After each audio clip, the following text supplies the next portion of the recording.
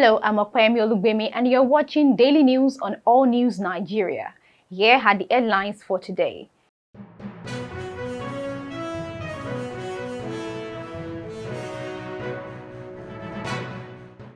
Angry protesters vow to burn police station in Lagos.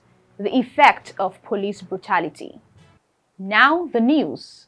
The Lagos State Police Command on Wednesday confirmed the arrest and detention of an inspector of police in the Ajah division over the killing of a man identified as Gafaru Buraimo residing in Happyland Estate, Ajah.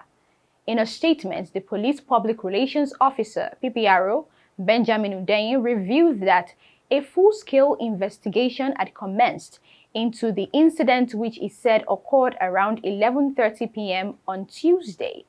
According to Hundeyin, the officer behind the shooting was immediately disarmed and has been detained. Meanwhile, youths in the Ajah area of Lagos State on Wednesday, 7th of December, protested and besieged the Ajah police station over the killing of Gafaru Buraimo by a trigger-happy police inspector. Buraimo was said to have gone to a point of sale POS vendor around the area on Tuesday when the bullets from the inspector, who was among cops pursuing black market full sellers, hit him. The aggrieved youths and protesters stormed the street on Wednesday, calling for justice, vandalizing properties, and attempting to burn down the police station. Of the road, I've been here for 1 hour now. The police shot somebody. The road is blocked. I had to trek down here. The police is not our friend. Shooting tear gas at people. Look at them. They are so shameful. Ajah incident, an example of what led to EndSARS protest. There is no doubt that the EndSARS protest began like the killing of Gafaru Buraimo. The protests in the year 2020 began as a call to an end to police brutality and extrajudicial killings that have become an endemic in Nigeria. Harassment and unfair treatment by the police are rife, and it dates back to the military era when soldiers unlawfully arrested citizens and violated their rights. But how exactly did it start? On May 4, 2020, a 27-year-old 500-level student of Nnamdi Azikiwe University was shot dead in a beer parlor by police officers. A similar incident occurred on May 21 when a boy, an only son of his parent, met his untimely death in the cruel hands of the police. He was heading home from work at around a few minutes past 8 p.m. when cops from the Nemo unit chased him down until he was knocked by a moving vehicle. He was said to have died from his injuries. 17-year-old Tina Ezekwe, who was preparing to take her WAEC exams, was hit by a bullet from a reportedly drunk police officer who shot to disperse a crowd gathered after he opened fire at a bus driver who had refused to bribe him on May 26, 2020. Tina died 2 days after the incident, and it sparked a wave of social media campaigns for justice. On June 2, 2020, a policeman shot and killed a 20-year-old motorcycle rider in Adamawa for not paying a bribe of 100 naira. A policeman killed a 27-year-old man in Imo for not wearing his face mask on July 9, 2020. Samson John was killed by the bullets of a police officer on October 3, 2020, who unleashed bullets on the people at a beer parlor in Abuja. On October 8, 2020, a young lady was shot in the mouth by a cop in Lagos for protesting against SARS and police brutality. Young men with dreadlocks or full beard were easily targeted as criminals. They would harass, arrest, and sometimes leave them to rot in jail.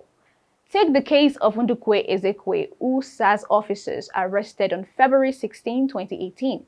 He was accused of selling stolen goods at his shop at Alaba International Market by officers led by Haruna Amisu, a police inspector. Appearing before the Lagos State Judicial Panel of Inquiry on the EndSARS protest, Ndukwe revealed that he was earlier detained and brutalized by policemen before the February 16 incident. He narrated how officers took him back to the store and pushed him from a second-floor balcony, leaving him paralyzed from the waist down and struggling to make ends meet. Now the demands of the protesters. Reiterating their demands, the protesters charged the presidency and police hierarchy to not just end SARS, but to also end police brutality and then institute police reforms from lower cadre policemen to the highest cadre. They also called for transparent prosecution of all the officers involved in the menace, both past and present, as well as ensure compensation of victims of police brutality. Now let's reflect on the menace it has unleashed. The widespread violence erupted after the Lekki massacre. By the next day after the Lekki shooting, gangsters went berserk on the streets of Lagos, burning police stations, looting and attacking government and private institutions and facilities with impunity. It took the intervention of security agents to restore the order. As the whole story went bizarre, and as the Nigerian government tried to cover up the show of shame by the military, CNN came up with an investigation uncovering the massacre at the Lekki toll gate. This is government CCTV footage from surveillance cameras overlooking Lekki toll gate. Recorded without sound, it was shown as evidence in the judicial panel. You see soldiers approaching, firing shots here and here. We lined up the footage and it corroborates our previous reporting to show the first time we see and hear gunshots. Notice the building to the right of your screen. Here is the same moment from that building. They are releasing fire. They are releasing fire. CNN geolocated and verified the footage you see to mark the exact time and place. Moments later, more CCTV footage. People alarmed. Here is the exact same moment from the other side of the gate. Shots can be heard. But the CCTV doesn't capture everything. This is what it shows at the time we believe shots are fired towards the protesters. The surveillance camera pans away. But this is what you see on the ground. In videos obtained by CNN, it appears to show the army shooting into the crowd here and again at the top of your screen, here. At the judicial panel, the CCTV footage stops at around 8 o'clock. The Lekki concession company says this is because it was tampered with. What it doesn't show is this crucial moment where DJ Switch live streams on Instagram after 8 p.m. Everybody look at this. These are the bullets that were falling by our side that were dodging bullets. CNN has verified that these bullet casings are from live ammunition. They are of mixed origin, some are Serbian, this one from 2005. Former and current Nigerian military sources verified to us that these munitions are currently in use by the Nigerian army. At a hearing for the Judicial Panel of Inquiry, the army made an admission. The soldiers will be using both live and blank bullets. In this particular case, we saw that these protests had been infiltrated by some hoodlums. But eyewitnesses and families we spoke to say the ammunition used that night by Nigerian authorities was very real. This is where I was shot, and the bullet went through my back. Up until this point, the army had denied they had live bullets at all on that night. It confirms a key finding in our investigation, that there was live ammunition at the scene. This admission is the latest in a series of constantly shifting narratives as to what happened on October 20th at Lekki tollgate. The Minister of Information and Culture, Lai Mohammed, said that the army fired blank ammunition into the air. He also dismissed CNN's investigation as fake news and misinformation.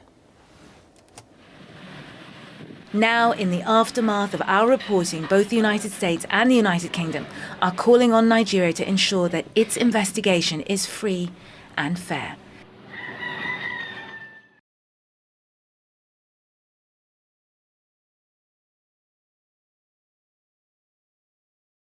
A look at the concession by the government. Some of the demands made, like the disbandment of SARS, has been fulfilled, but some others have not fully been met. The prosecution of killer cops, the release of all protesters in detention, the total overhaul of the police force, among others. The government further resolved to set up a judicial panel of inquiry as a follow-up to dissolving SARS, just as each state government is to set up a victim support fund, which the federal government will support. This they have done, and while some states have paid claims to victims, others have not. Now, here are the possible solutions being preferred to forestall a recurrence. Years after the Lekki shooting, many questions still linger. Has there been any change in the attitude of the police? Was there a massacre at Lekki tollgate? What about arrested protesters? Are they still in the police cells and prisons? Have the landmark properties destroyed during the protest been rebuilt? What solutions have been put in place to forestall a recurrence? With the tragic experience the entire nation witnessed at the Lekki tollgate on the 20th of October 2020, lessons should be learned, and such disasters should not be allowed to play out again in the country. An example of how it's brewed up is the latest injustice that took place in Ajah area of Lagos State. Although the Lagos State Governor, Babajide Sanwo-Olu, has expressed sadness over the incident, adding that his administration will work with the police in their investigation to unravel the remote and immediate cause of the shooting that led to the untimely death of Buraimo. There's a lot to do in respect of Police Act. This present government, in fairness, the National Assemblies did a good thing of amending the Police Act 2020, where there is welfare, there's a little bit of structure in policing. But the main target of police restructuring, if I will be fair to myself, there should be national restructuring in our constitution. Where we will have a state policing, where there will not be federal policing, that from presidency to the IG will have a say. So all these things is in what we, the activists, saw before coming out October 10, 2020, to have an advocate of ending of police brutality and SARS. There's a lot of things that have gone behind the carpet of NSAS. Lagos State government have, to an extent, compared to other states, their panel of inquiry, irrespective of they didn't want to take responsibility of what really happened at the toll gate. But there's a lot of compensation for the victims and people that suffer from police harassment. So far, so good. There's not any changes for now. We can see police is still harassing people when they see any guys on dreadlock or waving their head and what have you. It's because of there is no destruction. The National Assembly have not done the needful. The presidency is just deceiving with the electorate. If there should be a restructuring in this country, the whole of Nigeria will be liberated for good governance. So that is my take. The work of the police is to protect lives and properties, not to victimize and kill innocent citizens. I believe the concerned authorities managing the affairs of Nigerian police force still have a lot to do in order to avert or prevent such incidents from reoccurring, and yeah, we call it a wrap. And don't forget to follow us on all social media platforms on the screen. Do have a great weekend. I am Opeyemi Olugbemi.